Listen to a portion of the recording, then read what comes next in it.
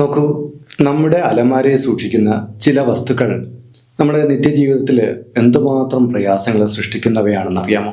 പലപ്പോഴും നമുക്കറിയില്ല, സാധനം സൂക്ഷിക്കാനുള്ള ഇടമാണല്ലോ, അതുകൊണ്ട് ഞാൻ അവിടെ വച്ചു എന്നാണ് പലരും പറയാറുള്ളത്. എന്നാൽ ചില വസ്തുക്കൾ നമ്മുടെ അലമാരയിൽ വയ്ക്കാൻ പാടില്ലാത്തവയാണ്. ചിലത് നമ്മുടെ വീട്ടിൽ തന്നെ കരുതാൻ പാടില്ലാത്തവയാണ്. എന്നാൽ അലമാരയുടെ ഊർജത്തില് ഒരിക്കലും ഇത്തരം വിപരീത ഗുണങ്ങളുള്ള വസ്തുക്കൾ ഉണ്ടാകാൻ പാടില്ല.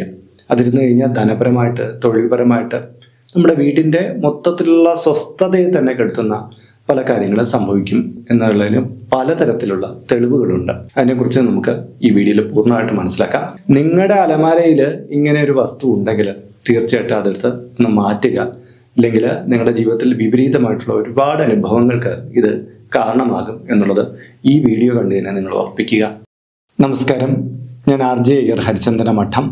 ഹൈന്ദവ ആചാര സംബന്ധമായ, ജ്യോതിഷ മോട്ടിവേഷൻ സംബന്ധമായ ഒട്ടേറെ കാര്യങ്ങൾ പറഞ്ഞു തരുന്ന ഒരു വാട്സപ്പ് ചാനൽ നമുക്കുണ്ട്. ഇതിൻ്റെ കീഴെ ഡിസ്ക്രിപ്ഷൻ ബോക്സിലും കമൻറ്റ് ബോക്സിലും അതിൻ്റെ ലിങ്ക് കൊടുത്തിട്ടുണ്ട്. അതിലൂടെ ചാനൽ പ്രവേശിച്ചാൽ നിങ്ങളുടെ പിറന്നാളിന്, നിങ്ങളുടെ കുടുംബ അംഗങ്ങളുടെ പിറന്നാളിന് സൗജന്യമായിട്ട് പുഷ്പാഞ്ജലി അർച്ചനകൾ നടത്തി കിട്ടുന്നതാണ്. അപ്പോൾ വർഷങ്ങൾക്ക് മുമ്പ് എന്നെ കാണാൻ വന്ന ഒരാളിൽ നിന്ന് ഇന്ന് തുടങ്ങാം. അയാളുടെ സമയം പലയിടത്തും പോയി പരിശോധിച്ചിട്ടുണ്ട്, നല്ലതാണെന്ന് പറഞ്ഞു. ദശാപരമായിട്ട് അപഹാരപരമായിട്ടെല്ലാം കാലം കൊള്ളാം, ഈശ്വരാധീനം ഉണ്ട് എന്ന് ഒക്കെ എല്ലാ ജ്യോതിഷന്മാരും പറഞ്ഞിട്ടുണ്ട് അയാൾ കണ്ട.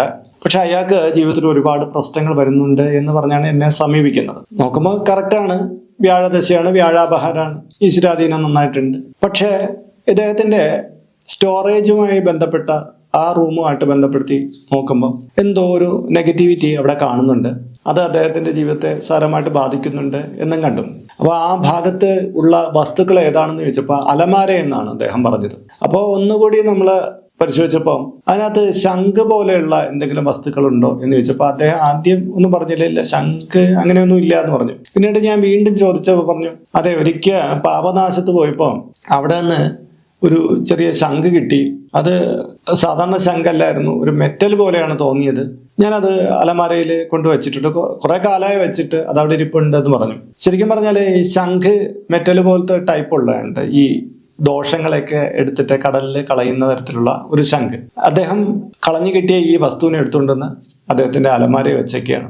അതുമൂലം അദ്ദേഹത്തിന്റെ ജീവിതത്തിൽ ഒട്ടേറെ പ്രശ്നം ഉണ്ടാകുന്നത്. അദ്ദേഹം ലോഹം കൊണ്ട് കിട്ടിയത് കൗതുകകരമായിട്ട് കിട്ടിയതാണെന്നുള്ള രീതിയിലാണ് കൊണ്ടുവച്ചേക്കുന്നത്. അതുകൊണ്ട് തന്നെ പലപ്പോഴും പറയാറുണ്ട്, ഈ കടൽ തീരത്ത് നിന്ന് കിട്ടുന്ന എല്ലാ വസ്തുക്കളും ഒന്നും എടുത്തുകൊണ്ട് നമ്മുടെ അലമാരയിലൊന്നും വെച്ചേക്കരുത്, നമ്മുടെ വീട്ടിലും കൊണ്ടുവയ്ക്കരുതെന്ന് പല ജ്യോതിഷന്മാരും പറയുന്നത്, പല ആചാര്യന്മാരും പറയുന്നത് നിങ്ങൾ കേട്ടിട്ടുണ്ടാവുമല്ലോ. ശരിക്കും പറഞ്ഞാൽ അദ്ദേഹം ഇത് അലമാരയിൽ വെച്ചതോടുകൂടി അദ്ദേഹത്തിന്റെ ജീവിതത്തിൽ ഒരുപാട് പ്രശ്നങ്ങളുണ്ടായി. ബിസിനസ്സിൽ തകർച്ചയുണ്ടായി, കുടുംബ ബന്ധത്തിൽ ഉലച്ചിലുണ്ടായി, അങ്ങനെ കുറേ അധികം പ്രശ്നങ്ങൾ. അതായത് ആരോ അവരുടെ ജീവിതത്തിലുണ്ടായ ദോഷങ്ങളെ എടുത്തിട്ട് കടലിൽ കൊണ്ടിട്ടത് ഇയാൾ എടുത്തുകൊണ്ടെന്ന് അദ്ദേഹത്തിന്റെ അലമാരയിൽ വെച്ചൊക്കെയാണ്. ഇതാണ് ഇവിടെ സംഭവിച്ചത്. ഇതുപോലെ നമ്മൾ നിസ്സാരമാണെന്ന് കരുതുന്ന ചില കാര്യങ്ങൾ നമ്മുടെ അലമാരയിൽ ഇരുന്ന് കഴിഞ്ഞാൽ നമ്മുടെ ജീവിതത്തിൽ ഒരുപാട് പ്രയാസങ്ങൾ ഉണ്ടായി വരും എന്ന് നമ്മൾ മനസ്സിലാക്കുക. അതിൽ ആദ്യത്തെ കാര്യം എന്ന് പറഞ്ഞാൽ കീറിയ നോട്ടുകൾ എന്നുള്ളതാണ്. പലപ്പോഴും നമ്മൾ കൊണ്ടു നടക്കുന്ന നോട്ട് രൂപയില് ചില കീറലുകളും മറ്റൊക്കെ സംഭവിക്കും. അപ്പോൾ അങ്ങനെ ഡാമേജ് വരുന്നത് പലരും കൊണ്ട് ബാങ്കിൽ കൊടുത്ത് മാറ്റിയെടുക്കുകയാണ് പതിവ്. എന്നാൽ ചിലർക്ക് അതിനുള്ള സമയം കിട്ടില്ല, അവരെന്ത് ചെയ്യും, അതിനെ കൊണ്ടുവന്ന് അലമാരയിൽ വെച്ചേക്കും. അത് കുറെ കാലം, ദീർഘകാലം തന്നെ അത് അവിടെ ഇരിക്കാറുമുണ്ട്. പലരുടെയും അലമാരയിൽ ഇപ്പോഴും നോക്കിയാലും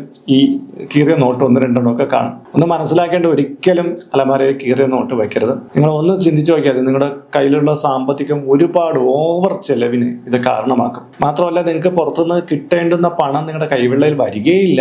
മാത്രമല്ല, തൊഴിലില് ഒരുപാട് തടസ്സങ്ങളും വന്നുകൂടും. നിങ്ങൾ ആ കീറിയ നോട്ട് ഒന്നെടുത്ത് മാറ്റി അതൊരു ബാങ്കിലോ മറ്റോ കൊടുത്ത രൂപയായിട്ട് മാറ്റി വെക്കും. പിന്നീട് പതിയെ പതിയെ നിങ്ങളുടെ ജീവിതത്തിലേക്ക് ആ മാറ്റങ്ങൾ വന്നു കൂടുന്ന കാണാം. നിങ്ങൾ ഇത്രയും നാളും വിചാരിച്ചതിനേക്കാളും കൂടുതൽ ജീവിതം സുഗമമായി മാറുന്നത് നമുക്ക് കാണാൻ പറ്റുന്നതാണ്. അതുകൊണ്ട് ഒരിക്കലും കീറിയ നോട്ടുകൾ അലമാരയിൽ സൂക്ഷിക്കരുത്. രണ്ടാമത്തത് തോൽ കൊണ്ടുള്ള വസ്തുക്കൾ എന്നുള്ളതാണ്. തോൽ കൊണ്ടുള്ള വസ്തുക്കൾ മുഷിഞ്ഞതാണെങ്കിൽ ഒരിക്കലും പാടില്ല എന്നാണ് പറയുന്നത്. പ്രത്യേകിച്ച് മുഷിഞ്ഞ വസ്തുക്കളാകുമ്പോൾ അത് ദുർഗന്ധം വമിപ്പിക്കുന്നതായിരിക്കും. തോലെന്ന് പറയുന്ന മൃഗങ്ങളുടെ തോല് കൊണ്ട് നിർമ്മിച്ച വസ്തുക്കളെയാണ് ഇവിടെ സൂചിപ്പിക്കുന്നത്. ഇത്തരം വസ്തുക്കൾ ആ അലമാരയിൽ സൂക്ഷിച്ചു കഴിഞ്ഞാൽ അലമാരയ്ക്കകത്ത് ഒരു ധനലക്ഷ്മിയുടെ സാന്നിധ്യം ഉണ്ടെന്നാണ് പറയപ്പെടുന്നത്, ലക്ഷ്മി സാന്നിധ്യം. അപ്പോൾ അലമാരയിൽ നമ്മൾ പണം വെക്കുന്ന ഒരു സ്ഥാനം കാണും, അല്ലെങ്കിൽ വേറെ ഏതെങ്കിലും ഗോൾഡോ അങ്ങനെ എന്തെങ്കിലുമൊക്കെ വെക്കുന്ന സ്ഥാനം കാണും, വിലപിടിപ്പുള്ള വസ്തുക്കൾ വെക്കുന്ന സ്ഥാനം കാണും, തുണികൾ, നല്ല തുണികൾ വെക്കുന്നത് ഉണ്ടാവും. ഇതിലെല്ലാം തന്നെ ഈശ്വരീയമായ ചൈതന്യം കടന്നുകൂടേണ്ടത്. അവിടെ ഈ ഇത്തരം തോല് കൊണ്ടുള്ള വസ്തുക്കൾ നമ്മൾ വിലപിടിപ്പുള്ളതായിരിക്കാം, എങ്ങനെയായിരിക്കാം, പക്ഷെ അതുകൊണ്ട് സൂക്ഷിക്കുന്നത് ആ ഈശ്വരീയ ചൈതന്യത്തെ നഷ്ടപ്പെടുത്തുകയും നമുക്ക് ഒരുപാട് നെഗറ്റീവുകൾ അവിടെ പ്രദാനം ചെയ്യുകയും ചെയ്യും. ചിലപ്പോൾ നമ്മളെ കല്യാണ സാരിയും മറ്റൊക്കെ സൂക്ഷിക്കുന്നിടത്ത് തോല് കൊണ്ടുള്ള ഇത്തരം വസ്തുക്കളൊക്കെ വെച്ചിട്ട് ഒടുവിൽ മംഗല്യപരമായിട്ടുള്ള ഒരുപാട് വിഷയങ്ങൾ അനുഭവിക്കുന്നവരെ തന്നെ എനിക്കറിയാം. അതുകൊണ്ട് പ്രത്യേകിച്ച് ദുർഗന്ധം വമിക്കുന്ന ഒരു തോല് കൊണ്ടുള്ള ഒരു വസ്തുവാണ് നിങ്ങൾ സൂക്ഷിക്കുന്നത്, ഇപ്പോൾ തന്നെ അതെടുത്ത് മാറ്റണം എന്നിങ്ങനെയാണ് പറയാനുള്ളത്. മൂന്നാമത്തത് തീ പിടിച്ച വസ്ത്രങ്ങൾ, തുള വീണ വസ്ത്രങ്ങൾ എന്നുള്ളതാണ്. അതായത് അലമാരയ്ക്കകത്ത് സൂക്ഷിക്കുമ്പോൾ തീ പിടിച്ച വസ്ത്രങ്ങൾ സാധാരണ സൂക്ഷിക്കാറില്ല. പക്ഷെ നല്ലൊരു സാരി, അത് ഏതോ ഉത്സവത്തിന് അവിടെ പോയിട്ട് വന്നപ്പോൾ അവിടെ നിന്ന് ഒരു എന്തോ കരി പിടിച്ചു, അല്ലെങ്കിൽ ഒരു ഇച്ചിരി കരിഞ്ഞു പോയി, അങ്ങനെയൊക്കെ സംഭവിക്കുമല്ലോ. ഈ പൊങ്കാല ഇടാനൊക്കെ പോകുമ്പോൾ ചിലപ്പോൾ സാരിയിലൊക്കെ തീ പിടിച്ച എത്രയോ വീട്ടമ്മമാരെ കുറിച്ച് നമ്മൾ പറയാം. അതൊക്കെ വളരെ ഡേഞ്ചറാണ്, അതിനെക്കുറിച്ച് മുമ്പേ പറഞ്ഞിട്ടുണ്ട്. അല്ലെങ്കിൽ തന്നെ അടുക്കളയിലൊക്കെ എന്തെങ്കിലും തരത്തിൽ ഉപയോഗിച്ചപ്പോൾ പെട്ടെന്ന് കരി പിടിച്ചു, ഇതുകൊണ്ടുതന്നെ ഒന്ന് അലക്കി അലമാരയിൽ വെച്ചേക്കും, പിന്നീട് വേറെ എന്തെങ്കിലും കാര്യത്തിന് ഉപയോഗിക്കുക എന്നുള്ളത്. അതുപോലെ കീറി പറഞ്ഞ് തുള വീണ് പോയ വസ്ത്രങ്ങളും വയ്ക്കാറുണ്ട്. ഒരിക്കലും നിങ്ങൾ പുറത്തൊക്കെ ഉപയോഗിക്കാൻ പറ്റുന്ന വസ്ത്രങ്ങൾ ഉപയോഗിക്കുന്ന ഒരു അലമാരയിൽ ഇത് സൂക്ഷിക്കരുത്. ഇനി നിങ്ങൾക്ക് വയ്ക്കണമെന്നുണ്ടെങ്കിൽ നാളെ ഒരു തുണിയുടെ ആവശ്യമുണ്ട്, നമുക്ക് ഇതെടുത്ത് വേറെ കാര്യത്തിന് ഉപയോഗിക്കണം. തുള വീണ വസ്ത്രം നമുക്ക് പുറത്ത് ധരിച്ചുകൊണ്ട് നടക്കാൻ പറ്റില്ലല്ലോ. അപ്പോൾ നമ്മളത് വേറൊരു കാര്യത്തിന് വേണ്ടി നിങ്ങൾ ഈ മെയിൻ അലമാരയ്ക്ക് പുറമെ നിങ്ങൾ വേറൊരു പെട്ടിയോ വേറൊരു ഇത്തരം വസ്തുക്കൾ സൂക്ഷിക്കാൻ വേണ്ടിയിട്ട് മറ്റൊരു അലമാര വച്ചിട്ട് അതിലേക്ക് വെക്കുക. നിങ്ങളുടെ പ്രധാന അലമാരയിൽ ഒരിക്കലും ഇത് സൂക്ഷിക്കാൻ പാടില്ല എന്നുള്ളതാണ്. നാലാമത്തത് ഒഴിഞ്ഞ പേഴ്സ് എന്നുള്ളതാണ്. അതായത് ധനം ഉണ്ടാകുന്ന ഒന്നായിരിക്കണം പേഴ്സ് എന്നാണ് പറഞ്ഞത്. പേഴ്സിന്റെ ശരിയായിട്ടുള്ള വസ്തുത എന്ന് പറഞ്ഞാൽ അത് ധനം കൊണ്ടു നടക്കാനുള്ളതാണ്. പിന്നെ നമ്മുടെ കുറച്ച് രേഖകളൊക്കെ നമുക്ക് സൂക്ഷിക്കാൻ വേണ്ടിയിട്ടുള്ളത്. പക്ഷേ അലമാരയിൽ നമ്മളൊരു പേഴ്സ് വയ്ക്കുമ്പോൾ അതിനകത്തൊരു 11 രൂപയെങ്കിലും ഇട്ട് വയ്ക്കാതെ ഒഴിഞ്ഞ പേഴ്സ് കൊണ്ട് വെച്ചേക്കരുത്. ഞാൻ നേരത്തെ പറഞ്ഞ ലക്ഷ്മി സാന്നിധ്യം ഉള്ളിടമാണ്. അപ്പോൾ ഒരിക്കലും അതങ്ങനെ ഒഴിച്ച് വയ്ക്കരുത് എന്നുള്ളതാണ്. അഞ്ചാമത്തത് ആശുപത്രി ബില്ലുകൾ എന്നുള്ളതാണ്. നമ്മൾ പലപ്പോഴും ആശുപത്രിയുടെ പല കാര്യത്തിലും പോയിട്ട് വന്നിട്ട് ഈ ബില്ലുകളെല്ലാം കൂടെ കൊണ്ടത് അലമാരയിൽ സൂക്ഷിക്കും. നാളൊരു കാലത്ത് നമുക്ക് അതിൽ നിന്ന് റീഇംബേഴ്സ്മെന്റോ മറ്റോ കിട്ടുന്ന തരത്തിലുള്ള ബില്ലുകളാണെങ്കിൽ നമുക്ക് പണം തിരികെ കിട്ടുന്ന തരത്തിന് വേണ്ടിയിട്ടാണെങ്കിൽ നമ്മൾ കുറച്ച് ഹ്രസ്വകാലത്തേക്ക് അത് സൂക്ഷിച്ചു വയ്ക്കാൻ പറ്റില്ല. എന്നാൽ കൊണ്ടുവന്ന് അവിടെ ഇട്ടേക്കുന്നു, കുറേ കാലമായിട്ട് അവിടെ കിടക്കുന്നു. അങ്ങനെയുള്ള രീതിയിലാണ് നിങ്ങൾ ആ ബില്ലുകളെ സൂക്ഷിക്കുന്നതെങ്കിൽ ആശുപത്രിക്ക് വേണ്ടിയിട്ടുള്ള ചിലവുകൾ തന്നെ നിങ്ങളിൽ കൂടി വന്നുകൊണ്ടിരിക്കും. ഇപ്പം നമുക്ക് എന്ത് ചെയ്യാം, ഇത്തരം കാര്യങ്ങളൊക്കെ വേണമെങ്കിൽ ഡിജിറ്റൽ രേഖയായിട്ട് നമ്മുടെ മൊബൈൽ ഫോണിലൊക്കെ സൂക്ഷിക്കാം, അല്ല കുഴപ്പമൊന്നുമില്ല. പക്ഷെ ഒരിക്കലും അലമാരയിൽ കൊണ്ട് ആശുപത്രി ബില്ലുകൾ ആവശ്യം കഴിഞ്ഞത്, നമുക്കിനി അത് ഒരിക്കലും ആവശ്യമില്ല എന്ന് തോന്നുന്ന ബില്ലുകൾ സൂക്ഷിച്ചു വയ്ക്കാതിരിക്കുന്നതായിരിക്കും നല്ലത്. ആവശ്യമുള്ളത് കരുതലും വേണം കേട്ടോ, അതൊരു ഫയലിലിട്ട് നമ്മൾ മാറ്റി വയ്ക്കണം. അല്ലാത്തത് നമ്മൾ മാറ്റി കളയുകയാണ് വേണ്ടത്. ചിലരുടെയൊക്കെ അലമാരയിൽ 10-15 വർഷം മുമ്പുള്ള ആശുപത്രി ബില്ലുകൾ പോലെ ഇരിക്കുന്നതാണ്. അങ്ങനെയുള്ളതൊക്കെ മാറ്റുന്നത് നന്നായിരിക്കും. ആറാമത്തത് കളഞ്ഞു കിട്ടിയ വസ്തുക്കൾ. അതിനെക്കുറിച്ചാണ് ആദ്യം സൂചിപ്പിച്ചത്. ഒരു ശംഖ് കളഞ്ഞു കിട്ടി, അത് കൊണ്ടുവച്ചിട്ടുണ്ടായ പ്രശ്നത്തെ കുറിച്ച് പറഞ്ഞത്. ഇതുപോലെ കളഞ്ഞു കിട്ടുന്ന ചില വസ്തുക്കളുണ്ട്. ചിലപ്പോൾ മാലയാവാം, മറ്റൊരു കൗതുകരമായിട്ടുള്ള വസ്തുക്കളാവാം, എന്താവട്ടെ, ഇതൊരിക്കലും അലമാരയിൽ കൊണ്ടുവയ്ക്കും. കളഞ്ഞു കിട്ടിയ ഒരു വസ്തുവും കൊണ്ടുവയ്ക്കരുത്. കാര്യം നമ്മുടെ അലമാരയിൽ നിന്ന് കളവ് പോകുമെന്നാണ് പറയുന്നത്. അതുകൊണ്ട് അതിനെ ഒരിക്കലും വയ്ക്കരുത്, അത് ഒഴിവാക്കേണ്ടതാണ്. ഏഴാമത്തത് ഉടഞ്ഞ കണ്ണാടി വസ്തുക്കൾ എന്നുള്ളതാണ്.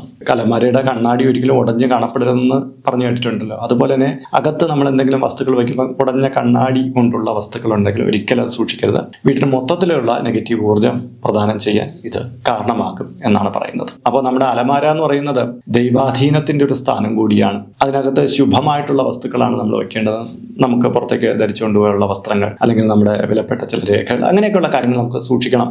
അത് അവിടെ ഈശ്വര ചൈതന്യത്തോടു കൂടി ഇരിക്കണം. അല്ല നെഗറ്റീവ് ഊർജ്ജം തരുന്ന വസ്തുക്കൾ അതിൽ നിന്ന് ഒഴിവാക്കുകയും വേണം. അപ്പോൾ ഇന്നത്തെ വീഡിയോ ഇവിടെ പൂർണ്ണമാവുകയാണ്. ഇതിന്റെ കീഴെ കമന്റ് ബോക്സിൽ നിങ്ങളുടെ പേര്, നിങ്ങളുടെ വയസ്സ്, നിങ്ങളുടെ നക്ഷത്രം ഇവ രേഖപ്പെടുത്തിയാൽ ഇവിടെ നടക്കുന്ന വിശേഷാൽ പൂജാ പ്രാർത്ഥനകളിൽ നിങ്ങളെ ഉൾക്കൊള്ളിക്കുന്നതാണ്. 1 മാസത്തേക്കായിരിക്കും ഇപ്രകാരം ചെയ്യുന്നത്. കൂടുതലായിട്ട് വേണമെന്നുള്ളവർ ഇനി തൊട്ട് ഇതിൽ അപ്ലോഡ് ചെയ്യുന്ന എല്ലാ വീഡിയോയുടെ കീഴെ നിങ്ങളുടെ ഡീറ്റെയിൽസ് ഇങ്ങനെ കൊടുത്താൽ മതി. അതിനായിട്ട് ഇതുവരെയ്ക്ക് ഈ ചാനൽ നിങ്ങൾ സബ്സ്ക്രൈബ് ചെയ്തിട്ടില്ലെങ്കിൽ അത് ചെയ്യുക. ഒപ്പം തന്നെ ഈ വീഡിയോ ഒന്ന് ലൈക്ക് കൂടി ചെയ്യുക. എങ്കിൽ മാത്രമായിരിക്കും പുതുതായിട്ട് അപ്ലോഡ് ചെയ്യുന്ന വീഡിയോയുടെ റെക്കമെൻഡേഷനും നോട്ടിഫിക്കേഷനും നിങ്ങൾക്ക് യൂട്യൂബ് അയച്ചു നൽകുകയുള്ളൂ. എങ്കിലേ നിങ്ങൾക്ക് അത് പ്രയോജനപ്പെടുത്താൻ പറ്റുള്ളൂ. ഇതിൽ കാണുന്നത് എൻ്റെ വാട്സപ്പ് നമ്പറാണ്.